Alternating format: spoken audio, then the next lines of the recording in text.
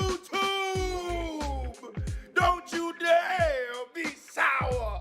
Clap for good mic work commentaries and feel the power!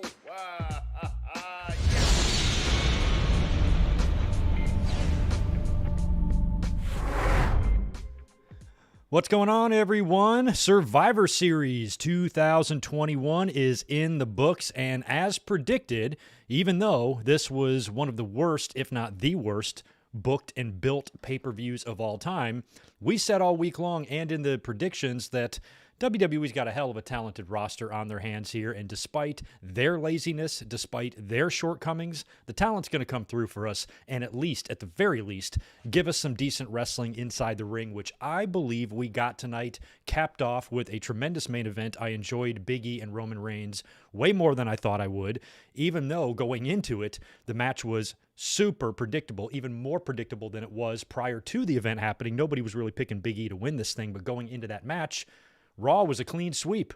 Won every match at Survivor Series, unless you count that shitty DQ finish on the kickoff show that Nakamura won. Otherwise, it was a very strong Raw night, including the Usos losing earlier on to RK Bro. So the fact that Roman was going to go into that main event and lose to Big E, So that wasn't going to happen. However, the match was really good. They didn't result with too much shenanigans, no Usos, no nothing like that. It was pretty much a clean win for Roman, but a really good effort by Big E. It's one of those losses that even though it's clean, I'm cool with, because if anybody had any doubts about the potential or the ability of Big E in main event situations, I think those questions were answered tonight. He came through, fantastic match. Shout out to the Seinfeld gear. It's why I love Big E.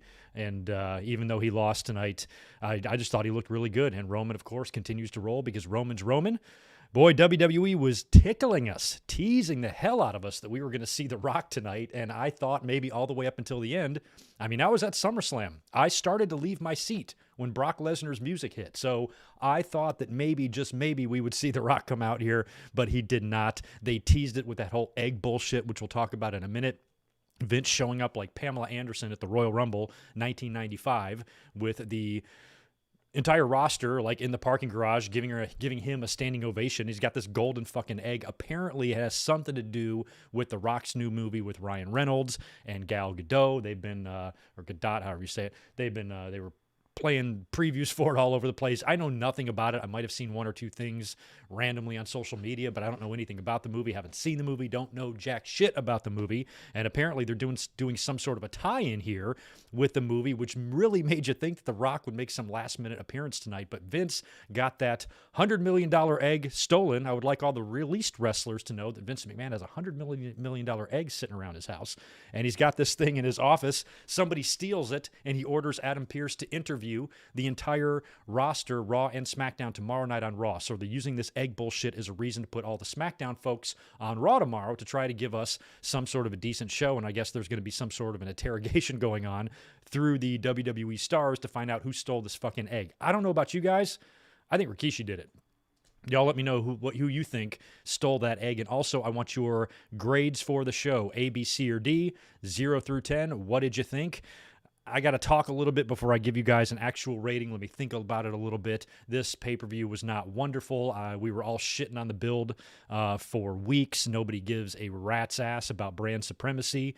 There's a lot of this show I didn't care about, but like I said earlier, the wrestling was pretty decent on it, and we had some interesting stuff go down with Charlotte and Becky Lynch, of course. That whole issue. And, some of the in-between stuff was decent as well. And, they gave us some teases as to what to expect in the future. Brock Lesnar's suspension might be up in kayfabe. We've got the big pay-per-view on January 1st that they also hyped a little bit as well. So, I guess things could be worse. But, overall, this pay-per-view, I suppose, exceeded expectations, but at the same time was exactly what I expected. And how about that tribute to The Rock, huh? Battle Royal, sponsored by Pizza Hut. Way to do the great one honors, WWE. Right on. All we were missing is fucking HBK coming out there dressed as Colonel Sanders. Oh, yeah. So, yeah, obviously there are some dark spots on this pay-per-view that weren't very good. But overall, we survived. Thought it was a decent night of wrestling and a few pieces of talent in particular came through to really make the show bearable. So we have to thank all of them.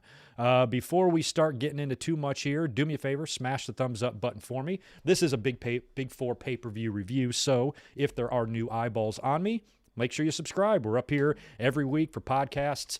Occasional Raw reviews, used to be every week, but Raw sucks right now, so we're just doing them occasionally. We will be here tomorrow night, however, to talk about Raw because I want to find out who stole the fucking egg. And we're here every Wednesday for Wednesday night Dynamite watch-alongs. We're here every Saturday for a podcast, and we do classic pay-per-view watch-alongs many Sundays throughout the year when there's not a pay-per-view going on. So we're fun on this channel, so please make sure you sub. And again, like. We've got B's. That's pretty good. C. Barry's giving it a D. We got a 9, B, C, D. You guys are kind of all over the place. Nobody's given it an A yet that I've seen. And some B's and C's seem to be fair. D, yeah, I don't think I would give it a D. If I gave it a D, it would be like a D++. I'd probably be more inclined to agree with the C people on what tonight was, on the strength of a couple of really good matches. The first thing I thought of, Sonny Man, when Vince brought out that thing was the little mini, tiny, cute little golden gobbledygooker. That's what I thought we would get, but turns out it was something to do with that movie. Also want to scroll up here, knock out those super chats that were hanging out here and shout out as many people as I can. Charlie and Tatanani. Good to see Alex and James and Lambo. Dre, Dreadhead Dre is in the house. Victor Colon. Chris Miner, thank you for the $5. Show was boring tonight, although the two big matches were good. They were anticlimactic. It's sad that WWE put their energy in a stupid movie prop. I know, and that's kind of why I think Biggie and Roman both should kind of be commended because, man, I don't think you could have gotten a more predictable main event than that, especially with Smackdown coming up empty, in the win column. And I just do not count that Priest-Shinsuke match because it was such a dumbass match to have. I was really looking forward to that. I thought it would be a good matchup, one we haven't seen before, kind of similar looking competitors. They're both champions. Let's have some fun with this. Give them 20 minutes, let them tear the house down. Nope. They tossed them on the kickoff show and did a DQ because they're too chicken shit to put anyone over in that ordeal. So that was kind of an annoying omen because we thought that was going to be a lot of what we were going to see throughout the night, and it was, and it wasn't. But other than that, it was all Raw tonight. So you got to wonder if we're going to hear reports tomorrow, on the websites about Fox being mad or something like that. Go fuck off, Fox. Who cares? Anywho. I agree with you there totally, Chris, on that because it seemed like they had a lot of stuff centered around that egg, and the way they were doing it made you think that they must have something planned. It's in New York. This is a big market. It's the 25th anniversary of The Rock. They're talking about The Rock. They're showing highlights of The Rock. They played the trailer to his movie 76 times. They have a match dedicated to him, and he's still too busy to give them the time of day. I love that. Love that, love that, love that. Rock, don't ever come back, man. You don't want nothing to do with these guys. They're awful. So that was pretty funny. They are probably just smooching The Rock's balls so hard, desperate to get him back in to do anything. And if they got to promote the fuck out of his movie to get him to come in and do something, that's what they're going to do. Divine Ricks, welcome back, man. Good to see you. Thanks for the 5. It seems like they more advertising for The Rock's movie in Pizza Hut than they did for the pay-per-view. I think that was kind of the comment before yours, too. By the way, All Out was pay-per-view of the year. All Out pay-per-view of the year, I could probably agree with that. I've liked all of AEW's shows, and WWE's had a couple of good ones too. What's up? Deshaun is here, and David Brown, good to see you. Good fella. Michael Kumo, Atomic Cody, Ryan. We got Mike Schultz in the house. Mango, Salsa, Alex Dredge, Super Fluffy Toaster is in with a $5 drop. Well, that was pretty dull overall, not going to lie. I literally started to nod off briefly during the main event. Yeah, I went down and laid down on the couch during the tag team match because I knew after that we were going to get the women's match, and that was going to consist of 78 entrances. Luckily, Smackdown, all the women came out together, but I basically just laid down, and I wasn't sitting here writing down notes for the Usos and RK Bro match. All I was really interested in there was the winner, although that finish was fucking great and way better than I thought it was going to be. Yeah, it was a snoozer. Randall Yates is giving it a B, right on, so that's pretty kind. Right, I've got a couple of super chats I want to knock out, and then we'll start getting into this stuff. Super Fluffy, I got you. Who was the next one? Michael Cuomo, good to see you, man. Appreciate the $2 from you. Egg at the Survivor Series is never a good thing. It was a big, huge flop in 1990, and they were hyping that egg for weeks on TV, and I remember thinking, when I was 13 years old, that it was going to be pretty awesome. I'm like, whatever that egg is, I don't know, but I can't wait to see it. And it turned out to be a fucking Hector Guerrero doing the do-si-do with Mean Gene. I'm like, what the F, man? It was the same show that The Undertaker, of course, debuted on, and he's told the story that he thought he was going to be Eggman. And I kind of wish we would have gotten Eggman tonight. That would have been fun. Undertaker was doing promo shit. He was on the bump or something, so he should have came out as Eggman just for fun, holding the egg or whatever. I don't know. We got C's and 7s coming in, more B's and C's. So it seems like B and C are dominating. Nobody's really giving it D's or F's, and that's saying something. That's a testament to the talent and their abilities to take a show that is literally shit and make it not bad. So props to everybody involved. Define Ricks, I've got 5 more in from you. Thanks again, man. Oop, I lost you. I sometimes overlook Randy Orton and his accomplishment. Tonight he has the most pay-per-view matches in history. Congratulations to the Viper. I saw that tweet thread that he put out yesterday saying that it was brought to his attention. He doesn't keep track of his stats, but other people do, and they let him know that tonight was the most pay-per-view matches in history, and I think also the most Survivor Series appearances or matches, one or the other, in history. So congrats to the Viper. He has just been a constant throughout all these years in WWE. When John Cena was leaving and doing other things, Orton is just still there. He's had some volatility. He's had his ups and downs, and he's had some suspensions. He's had moments of being on top and moments where he's jobbing because he's in trouble, and all points in between. And he's held many titles across all divisions. And Randy Orton, at the end of the day, when I'm looking at Orton and Cena, I'm kind of liking Orton's career a little bit better than John Cena, and he deserves credit for that. He's been, when you think about his longevity, you got to think about the generation before him who was around in the company wrestling for that many years. I can really only think of one, probably Undertaker, maybe Shawn, although Shawn was done by 2009 or 10 or whatever it was. Triple H had a pretty good run, but again, he's only been semi-active, for the past 10 years or so. So somebody who's just there, involved every week in pay-per-view storylines and TV for that many years. When did he debut?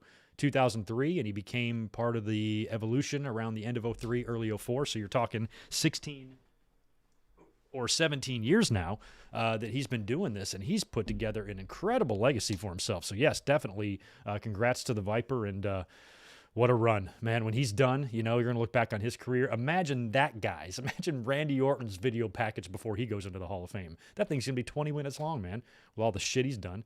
Daniel, good to see you, man. Welcome back. Appreciate the $5 from you. It's been a while since I've chimed in. You're going to go to Smackdown on December 10th at the Staples Center. Heard Lesnar will be there. No, I am not, Daniel.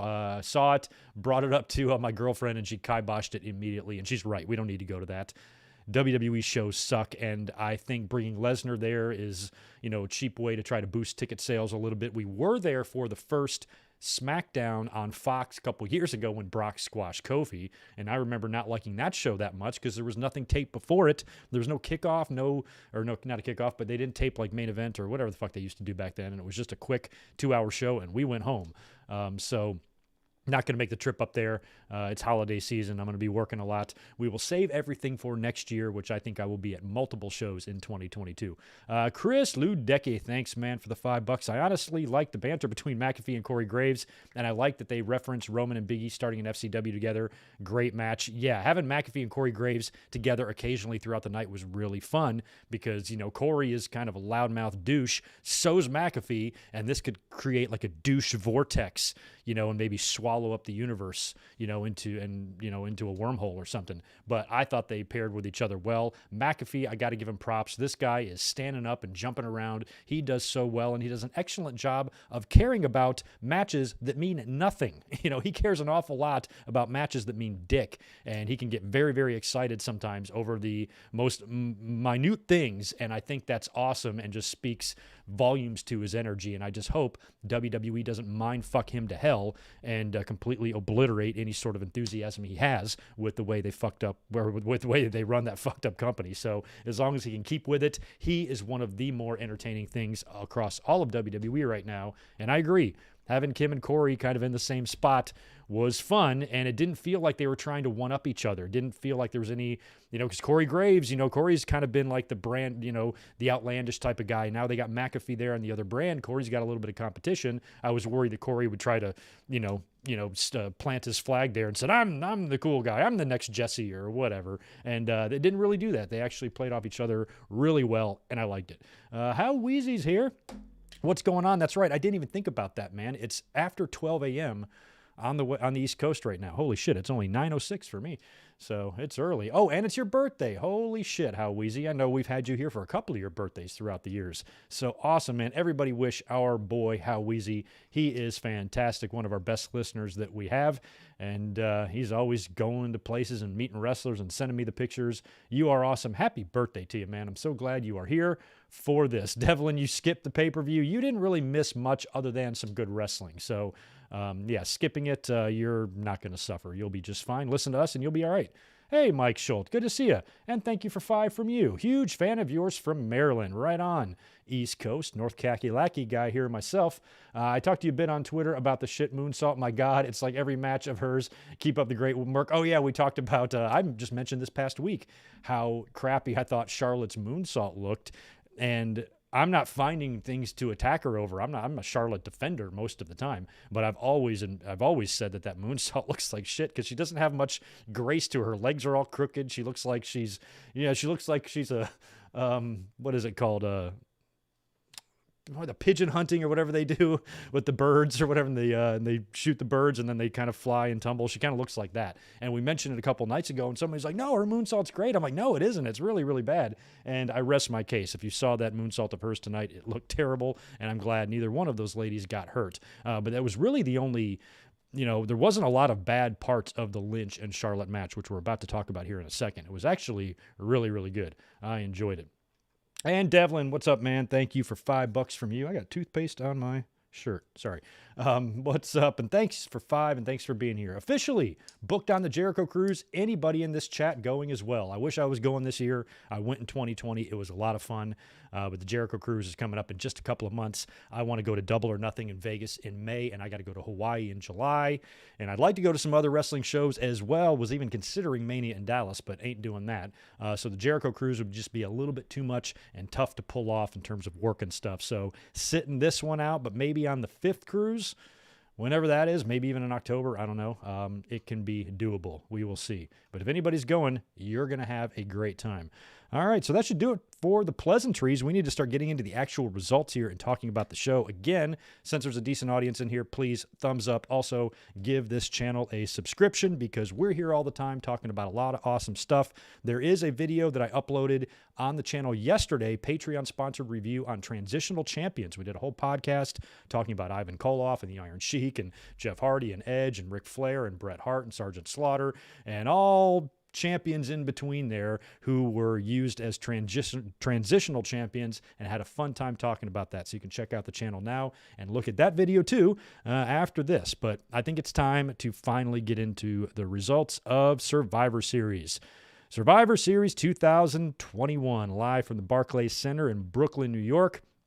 Looked like they had about 15,000 on hand, according to Michael Cole, but all of the ticket sale reports throughout the week were not being too, we're not reporting very promising numbers here for Survivor Series. And it looked like they were going to have kind of a light audience, which was alarming for a Big Four pay-per-view. Now, of course, we've been shitting on it for weeks because of how terribly it's been built up. Nobody cares about brand supremacy anyway. You just had a draft like 3 weeks ago where you moved everybody around, and the entire Raw team was on Smackdown a couple of weeks ago. Nobody cares about brand supremacy. The wrestlers shouldn't care, and the fans sure as shit shouldn't care. We don't care, but for some reason WWE does. So here we are at it again. With each year that goes by, these SmackDown versus Raw confrontations become less, they become less and less meaningful if they're not already meaningless as it is. And Michael Cole puts this over as the one time a year where Raw and SmackDown go head to head. I'm like, really? The one time a year? More like 30 times a year, because every fucking Raw and every fucking SmackDown, you got somebody from the other show jumping over there to do something with no explanation, no reason why they're allowed to do it. And if it is a reason, it's flimsy as hell. And trust me, you guys do not just do this shit once a year. You do it all the time, whenever you want. And as a matter of fact, you're doing it tomorrow, because the entire SmackDown roster is going to be at Raw. Do you really think that we're going to get all Raw competitor matches in the ring? Is that what you think? No, of course not. We're going to get Raw and SmackDown guys. So Michael Cole, you are full of shit, and please stop saying that. It's probably Vince in your ear telling you to say it, but it's dumb. So the night kicked off with a big disappointment. One of the only matches that when I looked at it on paper, I said in my head, that should be kind of cool to watch, was Shinsuke Nakamura and Damian Priest. And I figured Nakamura would take the loss. Priest has been on a roll. He's even got this more edgy, aggressive attitude in recent months. Plus, he's a champion right now, and he really hasn't suffered any major or devastating losses, and I don't think he's suffered anything one-on-one unless it was a distraction roll-up type of deal. Nobody's beaten him. So Nakamura, I didn't really think he would either, so I just thought these guys would have a really good match, and Priest would just win, and that's that. But they didn't even do that. They're both on the they have the match, but Priest winds up taking Boogs' guitar and hitting Nakamura with it and getting disqualified, and Nakamura wins via DQ. So I was like, okay, well, that sucked. I would have much rather got that on the main card, but that was on the kickoff. I was eating lunch. I was doing stuff around here, so I didn't really pay attention to the match itself. Don't even know if it was very good or not. I just know that Priest won, and it was kind of a bummer that I didn't get to watch this one. Kevin Owens, before we went to the main card, Kevin Owens turned up on the kickoff panel, and they did the kickoff set kind of like outside. I like that. They should do more of that, or at least do it for big pay-per-views. Actually, I think they do. So he kind of showed up, and I have not watched Raw in a couple of weeks, but I guess they've been doing the thing where he's not trustworthy and his teammates aren't trusting him or whatever. So he's vowing to do the right thing and yada, yada later on. So I knew something was going to go on with him because, I mean, hell, it's the end of November already. And according to the reports, next month his contract is up. So he might be heading into his final couple of weeks or few weeks here in the company. And based on what we would see him do later in the main event, I have a feeling we're going to see his shoulders pinned to the mat about 3 or 4 times before Mr. Steen heads over to AEW. So they're probably just going to Jon Moxley him. He's probably going to get in the ring with, so you know how Moxley got in the ring with EC3 and he lost to him? Like, they'll probably put Kevin Owens in a situation like that, I would assume. Sorry. Excuse me. So look for that coming up here later on. But Owens did address the panel, and we'd see him in the 5-on-5 later on. So another thing that was going down in terms of the main card was what match was going to open and what match was going to main event. Now, I had said yesterday in the predictions that I was hoping, based on all of the hype and the praise that it's been receiving, the only match with any sort of interest on this entire card at all is Becky versus Charlotte. Now, if this match didn't have any of the personal stuff attached to it and it hasn't really captured the imagination of fans and it was just your typical Becky and Charlotte match that nobody cares about, absolutely, this match needs to open or middle of the card, and Biggie and Roman need to main event, period. No argument from me. But based on the fact that Biggie and Roman is predictable as hell, and Becky Lynch and Charlotte have got this stuff going on, and there's like some real-life beef there, that should be the main event. And I even went one further. I'm like, WWE will never do this because they're no fun, but they should really have some fun with Becky and Charlotte and do like a worked shoot screw job where they stage something like fuck Charlotte over, get a quick win, much like they did tonight with Becky holding both ropes. Then Becky goes out, or Becky holding the ropes. Then Becky goes outside the ring, grabs both belts, and just leaves Charlotte in the ring. And Charlotte's kind of like laughing, okay, or whatever. And then you let it leak to the dirt sheets that Charlotte had a blow up with WWE management backstage, and she stormed out.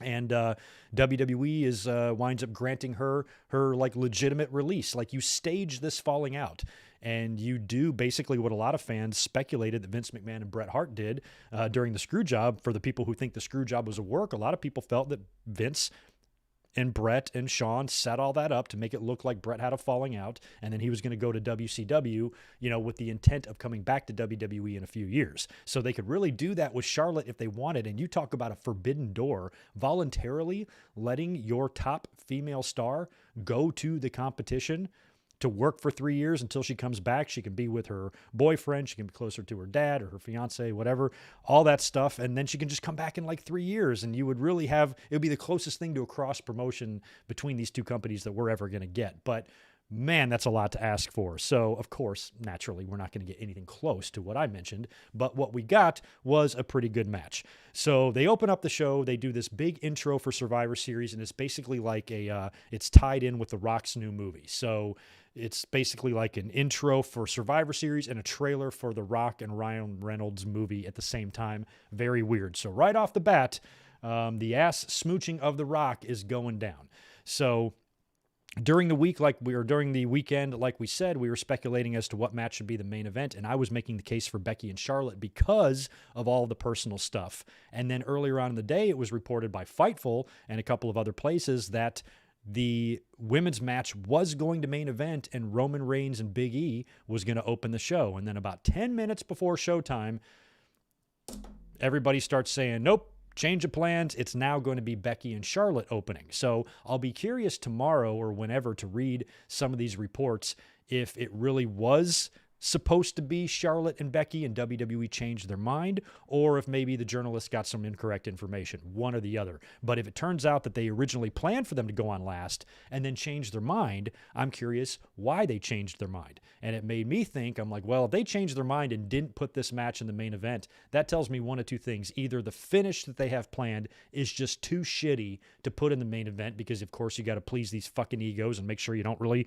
put one woman over the other and all that stuff. And if you just can't find an amicable way to do it, you might not want that in the main event, unless you got some big fun finish planned like that screw job thing I mentioned. Or it could mean that the tribal cousin is in the house and he might want to come out and say hi to his family at the end of the show after Roman Reigns beats Big E, considering all the egg shit we would see go down later with Vince McMahon.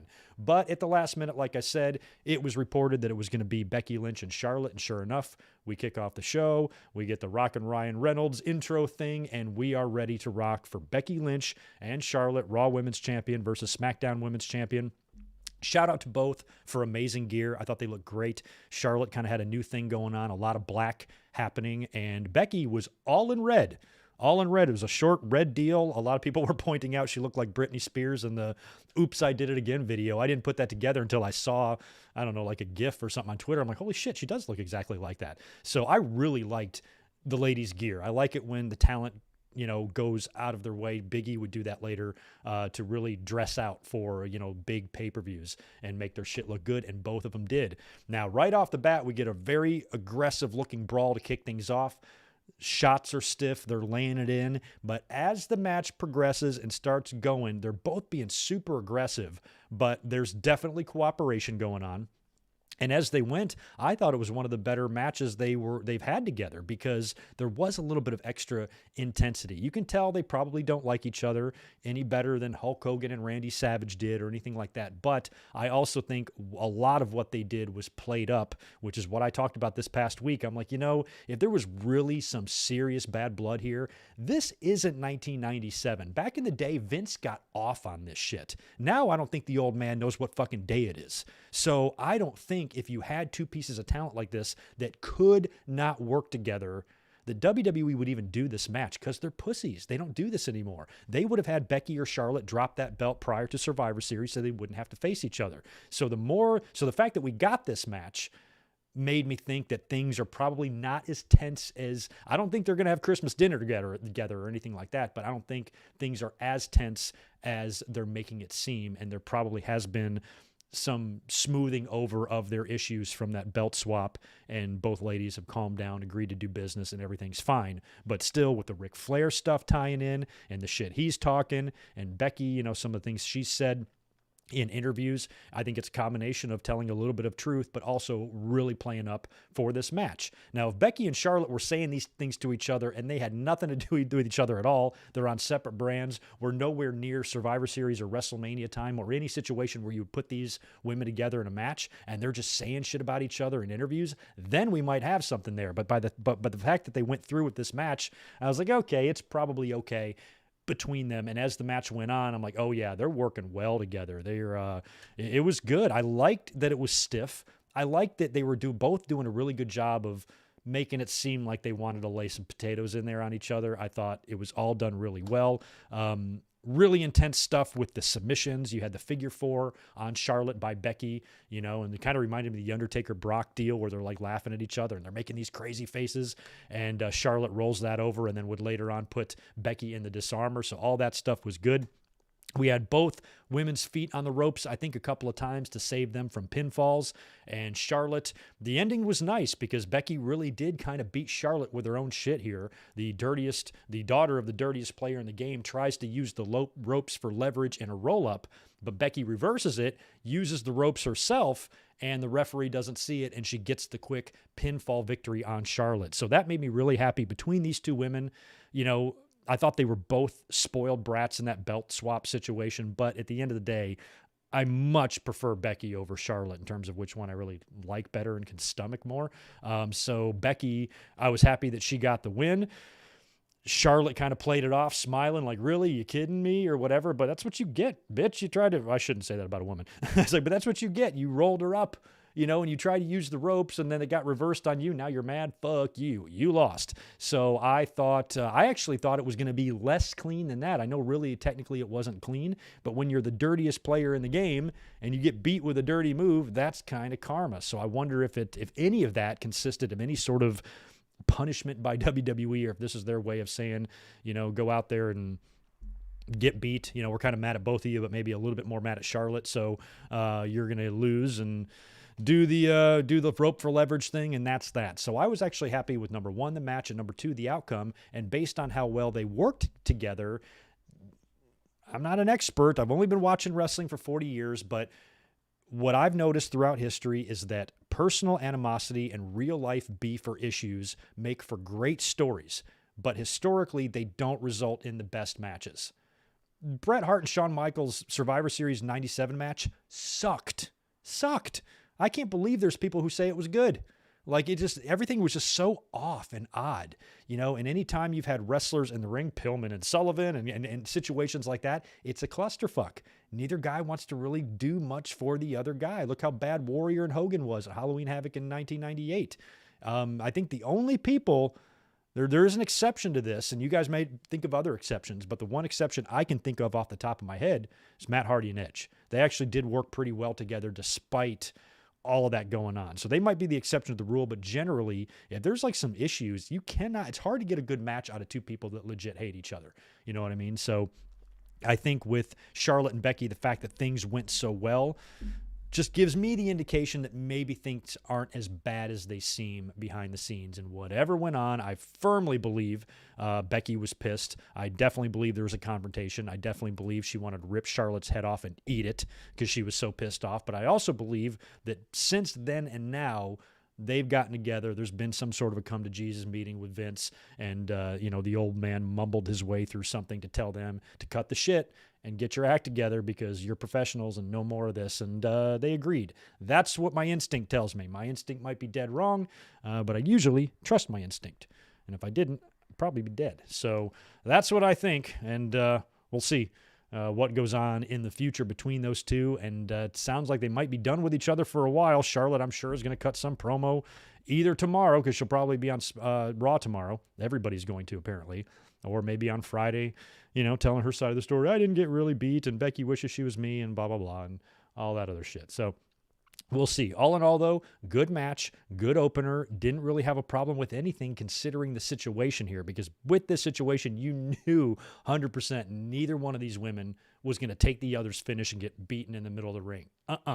So they had to do something shady. They did. Becky won, and I'm happy about that. After that, we had the men's Raw versus SmackDown 10-man tag. I had to write these names down because I barely remember. I don't understand what they've been doing on TV the last couple of weeks because I haven't been watching, but they announced these Raw and SmackDown teams for the men and women on social media and then undid the teams only to replace everybody, and I don't know what the fuck was going on. It made me dizzy. So anyway, the men's Raw team ended up being Seth Rollins, Austin Theory, Kevin Owens, Bobby Lashley, and Finn Balor. So both Mysterio boys were out. They were originally in, but I don't know why they were out. They just got replaced. Xavier Woods on SmackDown, along with Baron Corbin, Drew McIntyre, Jeff Hardy, and Sheamus. So again, this match turned out to be, this is not the best SmackDown versus Raw 5-on-5 match I've ever seen, far from it, but I didn't think it was really that bad. Nothing beats that one. I want to say it was 2016. What year was it? Was it 2016 or 2017 that the match went like an hour? That was fantastic. This, however, was not quite as good, but I think it finished strong, and I was really pissed off about midway through the match because of something that happened, but was really pleased with the way it all ended at the end. So anyway, I talked about Kevin Owens earlier. He was out at the kickoff panel and trying to ensure them that he's going to do the right thing. So as soon as we get through those 48 entrances and the bell rings, Kevin Owens starts the match. He just hops out of the ring, leaves. Intentionally counted out, said they don't deserve him or whatever, and he leaves. He might be the smartest guy in the whole building. Certainly a stark contrast from Sheamus. The idiot is out there celebrating. He's very happy because he wrestled a match. He got punched in the face a bunch of times on SmackDown in order to earn the right to be in this 5-on-5 that at the end of the day means nothing, gives you nothing. All it does is risk your career and your health. That's it.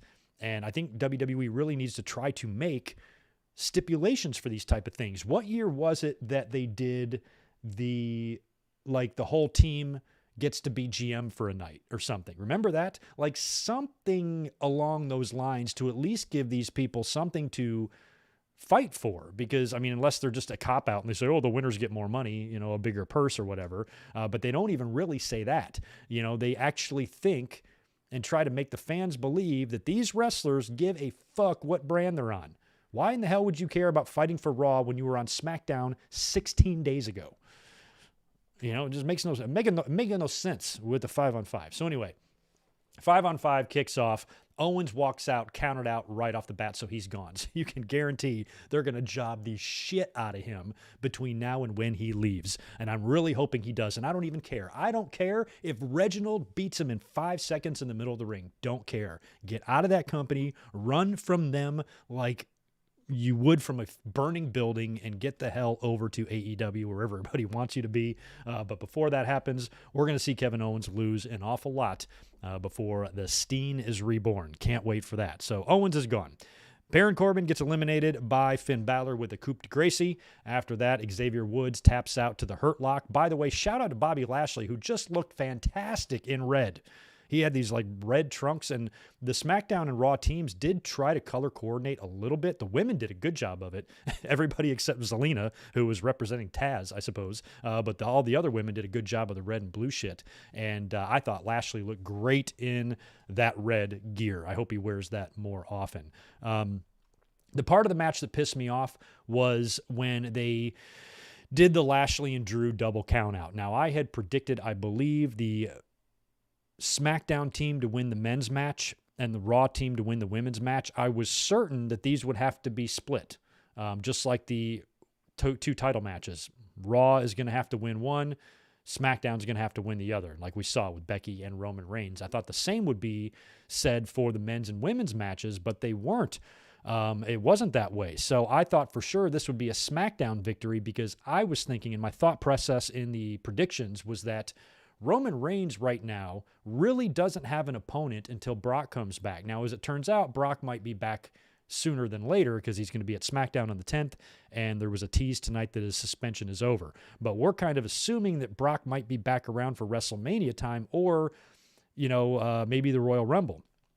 he might be back for that January 1st. They might be setting up Roman and Brock now for January 1st. That's what it feels like. But prior to that kind of appearing to be the case, I didn't think we would see Brock until WrestleMania time, which means Roman needs something to do between now and then, to work with somebody on January 1st or work with somebody at the Rumble or whatever until he goes into WrestleMania to may or may not even drop that belt. We don't know. So I kind of thought it would be a SmackDown victory with a Drew McIntyre survival, sole survivor, whatever. He doesn't have to be the sole survivor. He could have people surviving with him. I just thought Drew McIntyre would look really good here because on Friday, when Roman comes out to do his victory speech, somebody needs to come out and confront him. And as it turns out, it probably still will be Drew McIntyre because the cowards refused to even put him over here. They just got rid of them. This has been a trope since the very first Survivor Series ever. Whenever you have two guys that are kind of rivals, it started in the very first match. Very first Survivor's match ever. I'm pretty sure anyway. I have to double check these stats. Very first Survivor Series match ever in history was Team Honky against Team Savage. And I'm pretty sure Hacksaw Jim Duggan and Harley Race got double counted out in the same way. This shit went on every year. They did it in 1988. They did it in 1989. Every year they do something like this. So Lashley and Drew brawl into the crowd, and of course, they both get counted out, which was just a chicken shit move by WWE, and I was bummed out. So they're both gone. So after that, we get Sheamus pinning Finn Balor. I think he hits him with a bro kick. I can't remember. And then Sheamus and Jeff Hardy, the final four basically are Sheamus and Hardy for SmackDown and Austin, Theory, and Seth Rollins for Raw. Now, Sheamus and Hardy go way back to that program they did with the bar fights and shit. Remember all that? So it's just weird to see them kind of on the same page here. Now, Sheamus wants Hardy to do the thing where they beat the guy on the ropes, and I think Sheamus has got Seth, Hardy has Theory, and they do the thing together. That was kind of cute. Austin Theory wound up eliminating Sheamus when Sheamus was going over to try to tag Jeff, but Jeff was still on the outside of the ring selling or whatever. He wasn't around, and Sheamus wasn't able to make the tag, and he wound up, I think, getting rolled up by Austin Theory and pinned. So then he gets pissed because Hardy wasn't there, and of course, he attacks Jeff Hardy, beats him down, and now poor Jeff has got to face two guys, and he's been attacked by his own teammate, so he's screwed. But Jeff is able to pin Austin Theory after a really nice swanton bomb, leaving Jeff Hardy and Seth Rollins as the final two. And as soon as they were the final two in there, my brain immediately went to Survivor Series 1990 when it was like Ted DiBiase and Bret Hart. It was like the same day Bret Hart's brother died. And, he wasn't, even though he was younger than Hardy is now, Hardy's at the end of his career, their spots on the card were kind of similar. Bret was still in the tag team, hadn't really gone on to singles yet, and he was facing, a far more decorated single star. And DiBiase is able to roll him up and beat him after Bret Hart put up a really good fight. And Jeff Hardy here did the same thing. He nearly had Seth beat a couple of times. Seth is down. He goes up for the swanton bomb. Seth gets his knees up, wipes out Jeff Hardy, and of course Hardy is now in perfect stomp position. Boom, he gets stomped. Seth Rollins is your sole survivor, and I need help from you guys. I didn't hear the stats that they were saying, but I'm pretty sure Seth usually fares pretty well at Survivor Series, right? Hasn't he been at least the survivor or the sole survivor more than once? And I'm not sure which brands these took place on. I think they've all been Raw brands, but help me out with Seth. He's done a lot of good shit at Survivor Series, right? So he wins, and he's the sole survivor for the Raw team. And that's pretty good because, the same reasons that I mentioned Roman Reigns needs an opponent on SmackDown, Biggie might need one on Raw as well. And Seth Rollins could be an excellent challenger for Big E because I think those matches would be fun, and Seth Rollins would give Big E some really good matches. So if this was done as a way to put Rollins in a program with Big E, then I'm cool with that. No issue whatsoever. So Raw wins that. Then things get weird. Now, I can't remember where this happened because I didn't write it down, what segment in the show. It might have been between the women's match and the 10-man tag. Vince McMahon pulls up backstage in the parking garage in like a limo. He gets out, and the entire roster, or the 24/7 part of the roster anyway, is out there clapping for him. And he's got this like golden egg in his hand, and he's like showing it to everybody. And I'm like, oh, he's like Robin Leach with the WWE title in WrestleMania 4. And he's like showing it to everybody, and they're like, ooh, ah. And Like, what the fuck is this? So anyway, as it turns out, many people pointed out it's some sort of a prop from that Rock and Ryan Reynolds movie that they're promoting the shit out of. So Vince has got himself set up in his office. Roman Reigns then approaches Vince's office and goes in. Vince is like on his phone. He's looking old, y'all. He really is. He's like, Roman, have a seat. I want to talk to you. And he's like, look at this thing here. And he's got that egg in this like case, this like glass case.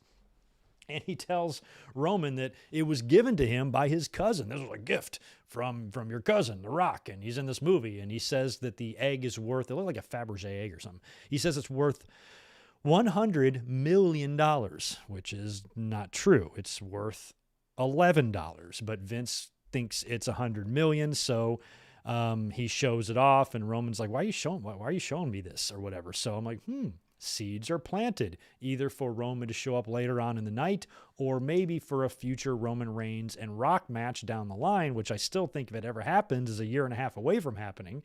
So you're planting these seeds awfully early, or these seeds couldn't mean anything. They could just be Vince McMahon and WWE trying to promote The Rock's movie to convince him to make some sort of appearance. And it's not out of the question that The Rock shows up tomorrow night. We should at least mention that, because later on, as we'll probably just talk about this now instead of waiting until later. But of course, later on, Vince is going back into his office, or they cut to Vince's office, and Sonya Deville and Adam Pearce are sitting there, and Vince comes in to talk to him. And when he sits down, the egg is missing. He's like, where's my egg? Call the cops. And it was so bad. Vince is mumbling in his voice. You can barely understand him. And he's like, call the cops. Somebody stole my $100 million egg. I'm like, you don't call the cops. You call the FBI. This is $100 million. You call the goddamn CIA. You call somebody way bigger than the local goddamn cops. So Vince wants them to find out who stole the $100 million egg. And instead of calling the FBI to find out who did it in 10 seconds, he's asking Adam Pearce. Scrappy is going to crack the case. So Scrappy's on it. He has been instructed by Vince to interview each and every WWE superstar to find out who stole the egg. This is Vince's solution to losing $100 million. Let's send a former Ring of Honor champion to find out who stole his $100 million.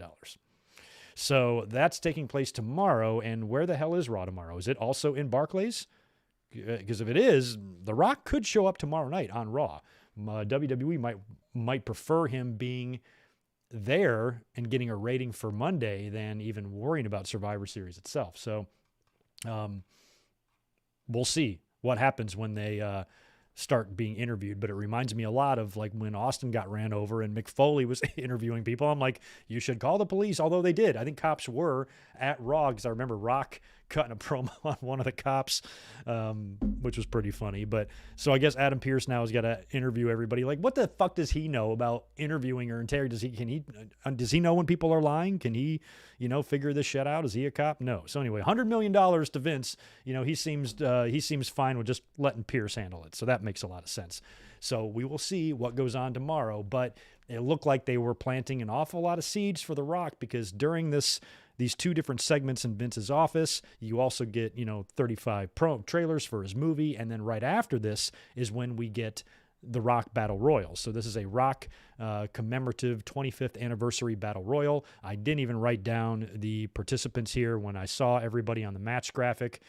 I wanted it to be Chad Gable. I don't even know if he was out there. I didn't even see him. I was saying Chad Gable should win this thing, but he's not. We all know who's going to win this thing. It's going to be Omos. But what made this even dumber is that when everybody's making their entrances, there's like these tables there, like these picnic tables with like boxes of shit on it. And I'm like, what is going on? Turns out it's Pizza Hut. So Pizza Hut has sponsored this Battle Royal. So all the wrestlers have to come out there and do the shit with the pizza and touch the pizza and, acknowledge the pizza.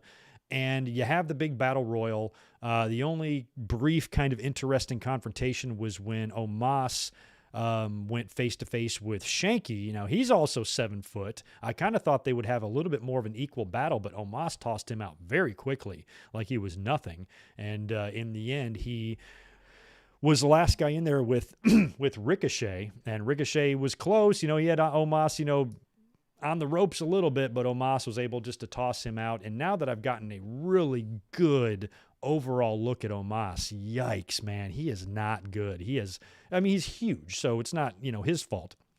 if I'm 7'8", I'm not gonna be able to wrestle either. But man, he was just way less good than I thought. He's definitely no Kurt Angle, and big guys obviously can't do much, and they are going to be limited, physically and whatnot. But I don't know if WWE's, I feel like he's got great Khali ring ability. And I thought Omos was going to be way better than that. But based on his performance here, I'm not so sure about him. But I like him. I like the size of him. I just think he's fucking huge, and the crowd reacts to him. And at some point, somebody's going to have to put him down and beat him. And that should be a big deal. So, they were able to make Great Khali something. As long as this guy in the next 5 years isn't dancing and isn't a comedy act, and they can maybe work with him and he can get a little bit better. But wasn't that impressed with Omos and what he can do physically. But he did win the Battle Royal. Street Profits, they spoiled the party after the fact. AJ Styles is out there. He wants to have some pizza, but Street Profits are like, no way. And I think they beat him up and throw pizza into the crowd. That looked like some stale pizza. There was a spot in the Battle Royal where R-Truth brought a piece of pizza into Otis, and he was holding the pizza, and it was just like a straight, it wasn't like saggy. It wasn't hot at all. Just like it had been sitting out for 4.5 hours, just out in the hot sun or something. So didn't stop Otis from eating it, but it looked kind of gnarly. I wouldn't have had a piece of that pizza. No, thank you. Anyway, before we get into the RK Bro and Usos match, let me cruise back over here, knock out a couple more super chats that have been rolling in while I've been running my mouth. I got you, Devlin. I got Tomas. What's going on, man? Aridia, good to see you, man. Thank you for the $5. Hey, Greg, sorry I've been MIA, been super busy. This show is very hit or miss with me. Who cares about Vince and his stupid egg? Biggie, Roman was great. I pretty much agree with all of that. I don't care about Vince and his stupid egg unless it leads to The Rock coming out, shining that egg up real nice, and then placing it somewhere, one of his favorite places to place it. That would make it worth it. Otherwise, I don't give a shit. Who the fuck stole the egg? Repo Man? Probably, with help from Virgil. The show was going to be hit or miss, and tonight was, like I said, not as bad as it could have been. Life of Brandon, thank you for the 99 cents, and I think you got another one down here. Yes, you do. Let me get How Wheezy, who was right ahead of you, though. Thank you, How Wheezy, for the $5 again, man. They should have had the winning 5 get the last 5 spots in the Rumble. That's a good one. And the losers get the first 5. That is an excellent idea. That's all it takes. These are very easy ideas to come up with. Very simple. How about we do this? Instead of putting nothing on the line, but the problem with that is then they've already guaranteed 10 spots. The Rumble is still a couple months away, and the way WWE does things, hell, those 10 people, 3 of them could be released by the time we get to Royal Rumble. So it wouldn't even work. Plus, that would put just something in the way of WWE, and they're not very good at planning long term. So if they already have a bunch of shit that they already know they have to do, it's kind of like when you have the Hell in the Cell pay-per-view sitting right in the middle of your pay-per-view calendar. You're like, oh, okay, yeah, Hell in the Cell, no problem. And then you get to it and you're like, oh shit, we gotta make some Hell in the Cell matches. So I would hate for that to cause them problems with their booking, but your idea overall is right. Just put something on the line. Give them something to fight for. Hey, if your team wins, you get this, and don't make it money. Make it something better, like the GM thing or something to do with the Royal Rumble, or maybe if you're a sole survivor, you get a title shot. I don't know. Just give them anything, and I don't think it would be that hard for WWE to come up with anything. But some simple things seem to be extremely difficult, and logic seems to be a very uncomfortable topic inside of WWE. Life of Brandon, thank you very much for the very generous $20 drop, man. I appreciate that. Good to see you, too. How you doing, Greg? Didn't watch the show after getting the news. We are getting ready for deployment to Poland, but always have to stop by here to support the channel. By the way, Vince fired all 80 of those people to buy that damn egg. Well, he said The Rock gave him the egg, but you would still think he could sell the egg for $100 million and keep some of that talent around, and maybe everybody that he released, you know what I mean? But best of luck to you for your deployment to Poland. That's an interesting place to be stationed. I have a lot of my ancestors and relatives are from Poland. I have a lot of Polish in me, and that's an interesting place to be and live. So the best of luck to you, man. I wish you all the best, and thank you for your service and everything that you do, and good luck over there. And wish you the best. Hope you can stop by, and as soon as you're back, I don't know how long you're going to be gone for, but hell, man, good luck in Poland. And thanks for being here, as always. Stephen Harris, good to see you. Trey Williams, good to see you guys back as well. And thank you for the $5, Trey. You're the best. Greg, you crazy ass. Vince, I'd be damned if Rock shows up to this crappy show. Vince looked like his age affecting his brain needs help. Yeah, I kind of agree. But then how do you pay off this egg shit? If you stole the egg and it's like the Rock's egg from his movie, Otis steals it? Like what? I mean, I agree with you. They're going to disappoint us. And whatever this means tomorrow and Adam Pearce goes through the entire show to find out who did it, there's a really good chance it's going to suck. But there's also a really good chance that Adam Pearce could spend the entire 3 hours trying to find out who it is. And then they have a final segment in the ring where Vince is going to be in the ring and he's going to demand that Adam Pearce reveals who stole it. And then you bring The Rock out to give Vince a rock bottom or something. But Roman Reigns is also going to be in the house. I also think Roman Reigns could be the culprit as to who stole it. Maybe the Usos stole it for Roman. And then tomorrow on Raw, this is asking a lot. I know this is not 2001, but if you have Roman come out and reveal to Vince, yeah, I stole it. I stole this, Vince. You know what? I'm going to smash this. I'm going to smash this egg just like I would smash my cousin if he was here, or something like that. Basically, like you threw that egg in my face. I don't appreciate it. I'm the head of the table, not my cousin. So I stole it and I smashed it. You have no more egg, something like that. And then The Rock's music hits and he comes out, a little face off with Roman Reigns. This is Raw we're talking about. So everything I just said, I know it's hysterical and it's not going to happen, but one can hope and one can dream. But I wouldn't completely put it out of the question. I'd give us a 6.6% chance of that happening tomorrow. So let's try to be optimistic. Will I do a War Games review? Yeah, probably. I'm off on Sundays, and I think that's when it is. Or are they tying it into a Tuesday show? I think it's a Sunday. If it's a Sunday, yeah, I'll review it. But if it's Wednesday, I'm not sure. I've been paying so little attention to NXT, which is sad. By the way, hit me with that thumbs up if you don't mind. We got to get into the SmackDown and Raw tag team match next. Raw champs, RK Bro taking on SmackDown champs, the Usos. This was an okay match. Like I said earlier, I kind of checked out of this one. I laid down and watched it and didn't write down move by move here because at the end of the day, it's a non-title match. It really doesn't matter. But what was awesome about this match had to be the finish. I don't know if it was Jimmy or Jay. Riddle is down. He goes up for the big splash and goes for the splash and right into frame, about as perfect as of an out-of-nowhere RKO as you can get. Randy slides in, boom, hits him with the RKO. He still lands on Riddle, but rolls over, and they were able to get the pin, and RK Bro defeated the Usos in a really fun tag match with an awesome finish and another awesome RK Bro, or RKO, I should say, to add to Randy Orton's very impressive resume of out-of-nowhere RKOs. It's up there. I don't know where it would rank with the with the Seth Rollins one from WrestleMania or with the phenomenal forearm RKO counters that we've seen. But this was up there, and I liked it a lot. And I like that, it even came at the expense of having your partner get smashed. But Riddle loved it. He's watching the replay after the match like, bro, look how awesome that looked. I think he was basically like, that looked really good. Because when you try to do a move like that, when Randy Orton goes for these crazy RKOs, I mean, sometimes they don't look that great. So whenever you can hit one perfectly, the way you could see him watching him, I saw it during the replay, when they had to slow down a little bit, just to watch Randy's precise timing was really impressive. So he hit that great. RK Bro got the win, and that made me happy because they're definitely my favorite team in WWE. Both of these guys are. Both these teams are.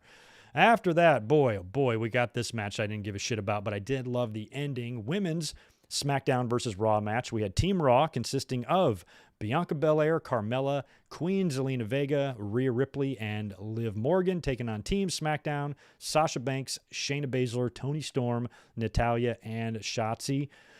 And backstage before the match, we get Sasha, who I guess has appointed herself the team captain. She's kind of lined up her troops, and she gives one of the worst pep talks I've ever heard. This entire fucking segment gave me hemorrhoids. They tried to do it like Vince rallying the troops at Survivor Series 2001 before they went out there to face the Alliance. She's trying to do the same thing, and of course has things to say about Shotzi, and there's a little tension there.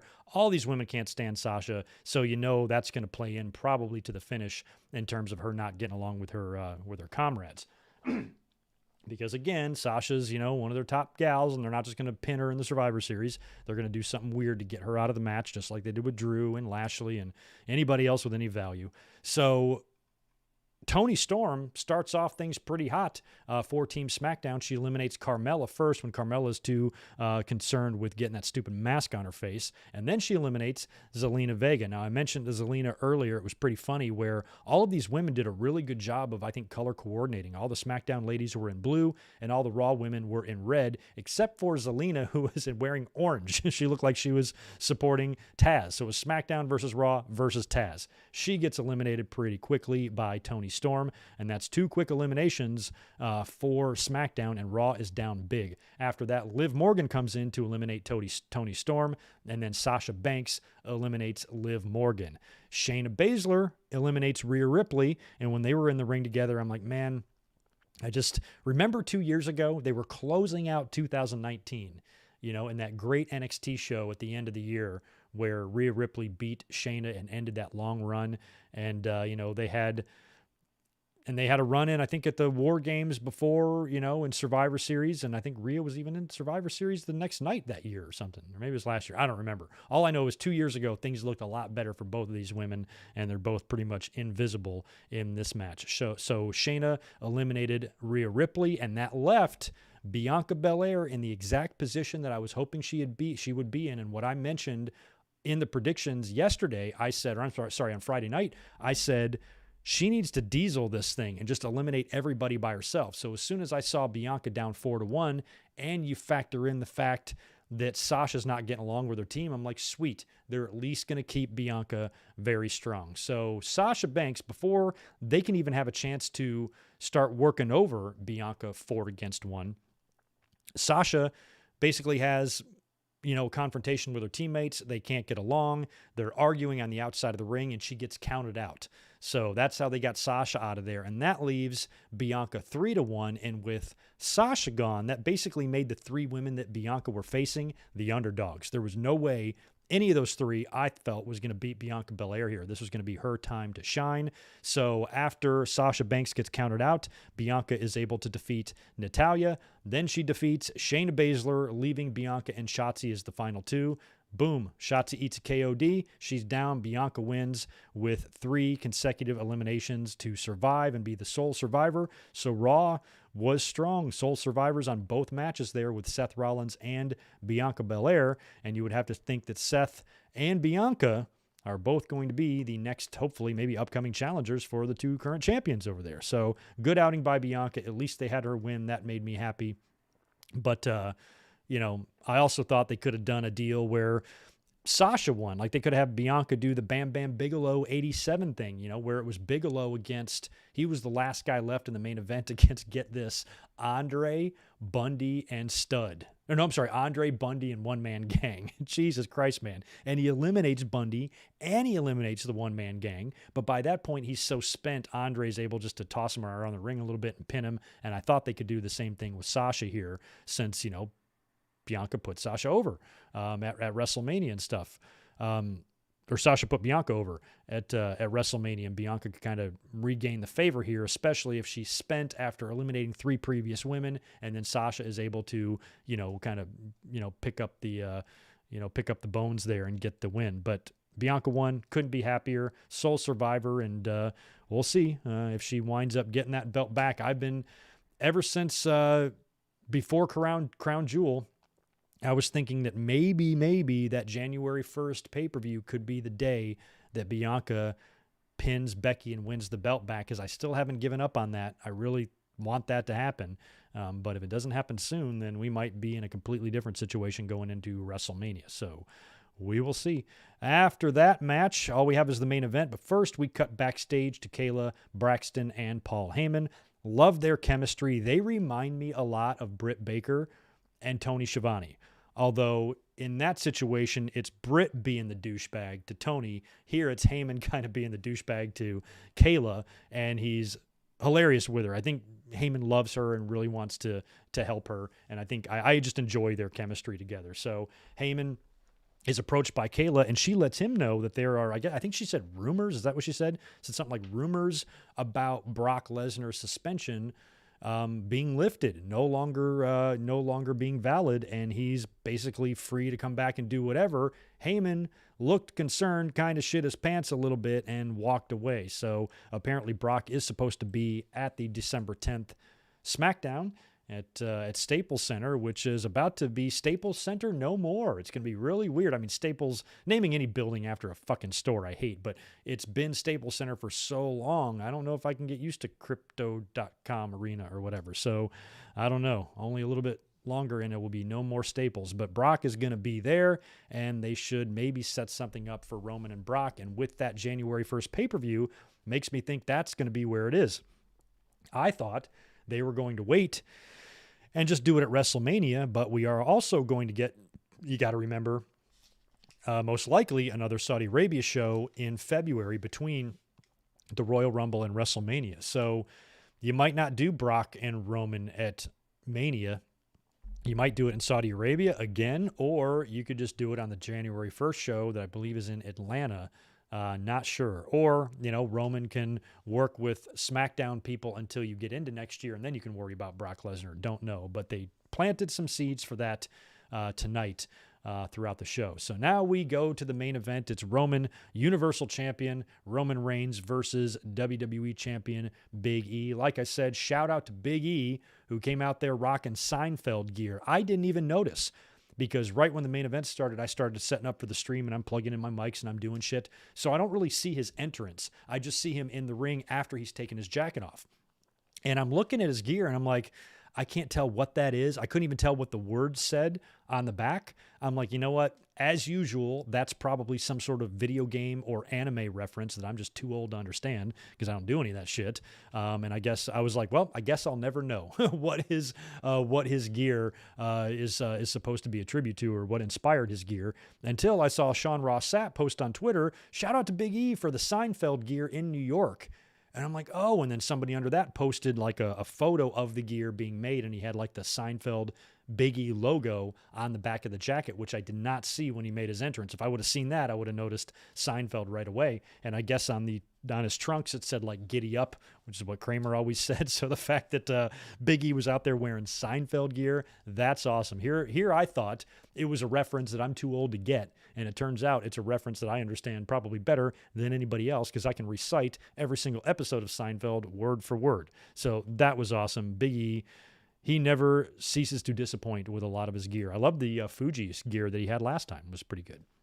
So match is good. Like I said, I mean, this was going to be a big test for Big E. Roman is used to these type of situations. Big E has only had a few of them, and I felt like Big E was going to be in the same situation and give Roman the exact same type of match that Drew McIntyre gave him last year, where clearly, Roman is going to go over, but you want to make sure that Drew and Big E, put up a good fight. And I think they accomplished that last year with Drew, and I think they accomplished it this year with Big E. Just a big fucking slobber knocker between these big, beefy sons of bitches, and they just beat the hell out of everybody, out of each other. And Big E did an excellent job of just maintaining and matching that intensity and that focus that Roman had. And he was really getting in Roman's face and being very intense, very aggressive. Liked everything I saw from Big E. Now, as we get about midway through the match, that's when the near falls and some of the stuff starts to happen. So one of the first near falls we got was a rock bottom from Roman Reigns onto Big E. I'm like, there might be another little tease about something, because I think all night long, some of us thought maybe Rock would be there. So he hits Big E with a rock bottom for a near fall. Later on in the match, after they're just beating the shit out of each other, this is kind of when we're getting down to the end here. Big E eats 3 Superman punches, 3 of them, but will not go down. And after he eats the third one, Roman goes over to the corner to do that thing that he always does.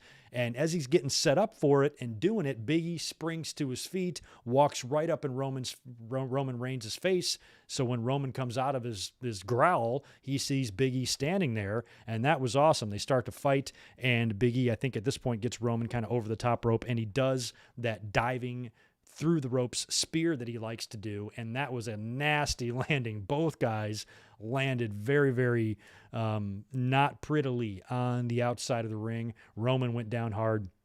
Big E went down hard. and they find themselves back in the ring. I think Biggie tosses Roman in, but Roman immediately recovers and then nails Biggie with a really good-looking spear that I thought for sure was just going to be the finish, and it wasn't. When Biggie kicked out of that, that's when the crowd really started coming alive. Lots of "this is awesome" chants, lots of "let's go Roman, let's go Biggie," lots of stomping on the ground, where some of these previous matches, there was the wave going around because nobody cared. Here's a match where, like I said, it's incredibly predictable, and Roman and Biggie were able to, capture the audience and take them on a ride, and that's what you want out of your champions. So they wind up having just a brutal-ass brawl here, and after that kick out from that spear by Big E, or by the spear from Roman, they go out on the outside of the ring again to continue brawling. They're brawling a little bit more. Finally, they find themselves back in the ring, and Roman is able to hit one more spear, turning Big E completely inside out and getting the pin for the win in what honestly was pretty much a clean victory for Roman Reigns. We saw no Usos. I thought for sure we'd see the Usos and 100 other people out there, but we didn't see any of that. It was just a straight one-on-one match. Big E had Roman very close to being defeated, to the point where I don't think this loss harms Big E in any way. Big E, he's trying to show the world that he has main event potential, and all I need to see out of Big E is he can go with the big boys, and he can. For somebody that's been, very charismatic, and a big portion of his character and gimmick and what he's been doing with the New Day has been a lot of, comedy related stuff. When he wants to turn it on, he can, and he's been showing us a little bit more and more of that over the past year, and especially since he's been champion. So his performance here made a believer out of me.